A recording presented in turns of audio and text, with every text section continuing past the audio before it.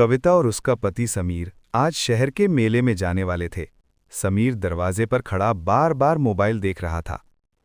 अभी आई, अंदर से कविता की आवाज आई। कुछ देर बाद कविता बाहर निकली। समीर बोला, इतनी देर क्यों लग गई? कविता मुस्कुराकर बोली, मेरी साड़ी का किनारा उधड़ गया था, थोड़ा ठीक कर रही थी। समीर झुंझलाकर बोला, अरे छोड़ो ना, अब पुरानी हो गई है, कभी नहीं ले लेंगे।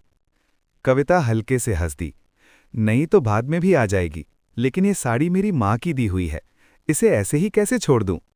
समीर चुप हो गया। उसे पता था कि कभी कहने के पीछे उसकी मजबूरी छुपी थी, पैसे की कमी।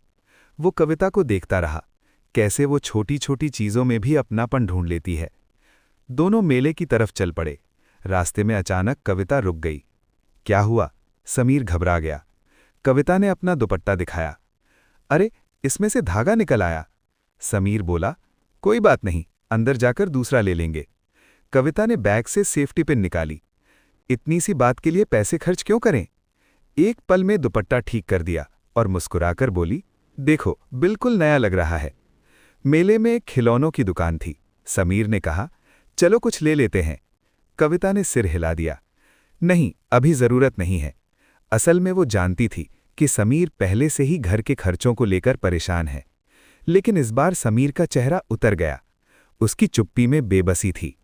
घर लौटकर समीर ने हिम्मत जुटाई और बोला, कविता, तुम मुझसे बेहतर की हकदार हो। हर बार तुम्हें समझौता करना पड़ता है। पुरानी साड़ी, टूटा दुपट्टा, अधूरी इच्छाएं। मैं तुम्हें वो जिंदगी नहीं दे पा रहा। कविता ने उसकी बात बीच में ही रोक दी। उसने समीर का हाथ थाम लिया और शांत आवाज में बोली, समीर, मैंने तुम्हें पैसों के लिए नहीं चुना। मुझे वो आदमी चाहिए था जो मुश्किल वक्त में मेरा हाथ ना छोड़े, और वो आदमी तुम हो।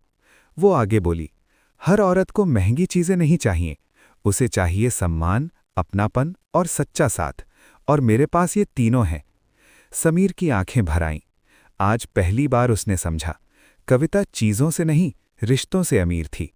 उसने कविता को कसकर गले लगा लिया, जैसे सारी थकान उसी पल खत्म हो गई हो। निष्कर्ष, सच्चा प्यार दिखावे में नहीं होता, वो वहां होता है जहां इंसान आपकी कमियों के साथ भी आपको अपनाता है।